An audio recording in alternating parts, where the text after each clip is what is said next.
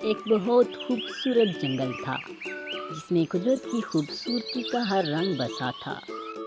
اس میں مختلف قسم کے پرندے اور جانور رہا کرتے تھے۔ یہ جنگل بہت خوبصورت تھا۔ اسی جنگل میں درختوں کے ایک جھنڈ میں ایک پیڑ پر 3 طوطے رہا کرتے تھے۔ یہ تینوں طوطے آپس میں بہت گہرے دوست تھے۔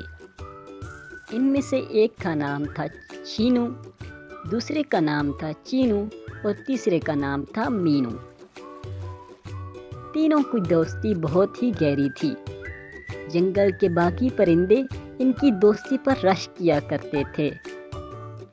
تینوں ساتھ میں کھانا کھاتے، ساتھ میں اڑان بھرتے اور ساتھ میں سو جاتے۔ ان کی دوستی ایک مثال تھی۔ چینو باقی دونوں سے عمر میں تھوڑا بڑا تھا، جبکہ مینو ان سب میں سے چھوٹا تھا اور چینو درمیانی عمر کا تھا۔ پھر ایک دن ایسا ہوتا ہے کہ چینو بیمار پڑ جاتا ہے۔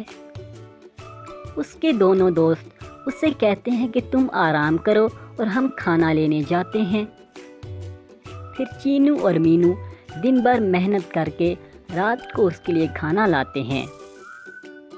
ان کو یہ امید تھی کہ ہمارا دوست جلد ہی صحت یاب ہو جائے گا، لیکن چینو کچھ سنجیدگی سے بیمار تھا۔ اگلے دن پھر ہی ایسا ہوا۔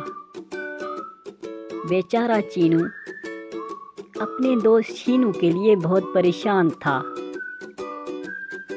دوسرے دن پھر چینو اور مینو اپنے دوست کے لیے غذا لینے گئے اور رات کو پھر واپس آئے۔ اس کو کھانا کھلایا اور پھر سو گئے۔ پھر یہی روٹین رہی اور اس کی بیماری میں ہفتہ گزر گیا۔ مینو یہ کام کرتے کرتے تھک گیا تھا اور ایک دن ایسا ہوا کہ اس نے صبح صبح غذا کے لیے جانے سے انکار کر دیا اور کہا کہ میں اپنی غذا خود لے آؤں گا، جبکہ میں چینو کے لیے اب اور کھانا نہیں لا سکتا۔ اس کی یہ بات سن کر چینو مینو سے ناراض ہو گیا اور چینو بھی مینو سے ناراض ہو گیا۔ مینو نے ان کی ناراضگی کو دیکھتے ہوئے ان سے علیحدگی کا فیصلہ کر لیا۔ پھر اگلے دن مینو نے کہا کہ میں تم دونوں کو چھوڑ کر جا رہا ہوں اور اپنا ٹھکانہ خود تلاش کر لوں گا۔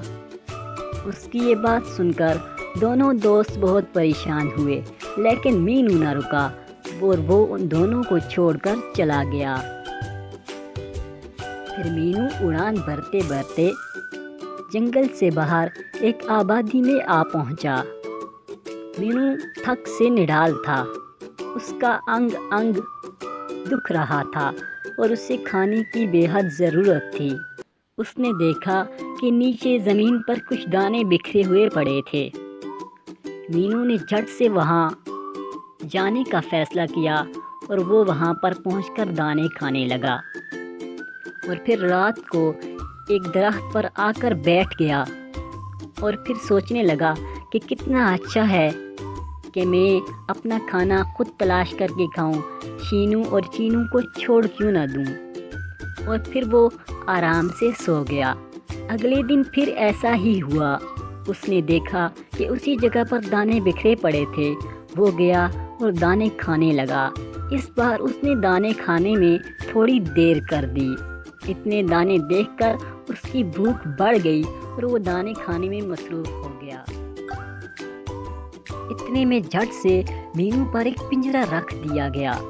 یہ پنجرا ایک شکاری کا تھا جس کو طوطے پالنے کا بہت شوق تھا۔ وہ پنجرے میں قید کر کے مینو کو اپنے گھر لے گیا اور ایک سائڈ پر رکھ دیا، اور پھر اس شکاری کا بیٹا مینو کو دانے ڈالا کرتا تھا۔ شروع کے دنوں میں مینو یہ دانے کھا کر خوش ہو جایا کرتا تھا، لیکن پھر جب اس نے دیکھا کہ اس کو اڑان کے لیے باہر نہیں چھوڑا جا رہا تو مینو تنگ آ گیا اور دل میں خوف کھانے لگا کہ آخر میں یہاں سے کب رہا ہوں گا۔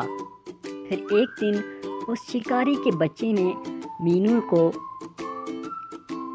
رہا کر دیا اور مینو خوشی خوشی ہوا میں اڑنے لگا۔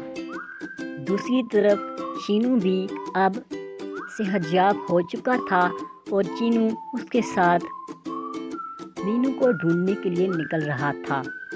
ادھر مینو ہوا میں اڑ رہا تھا کہ اس نے یہ محسوس کیا کہ ایک بڑی چیل اس کا پیچھا کر رہی ہے، اور پھر کچھ ہی پلوں میں مینو کو اس نے اپنے شکنجوں میں لے لیا۔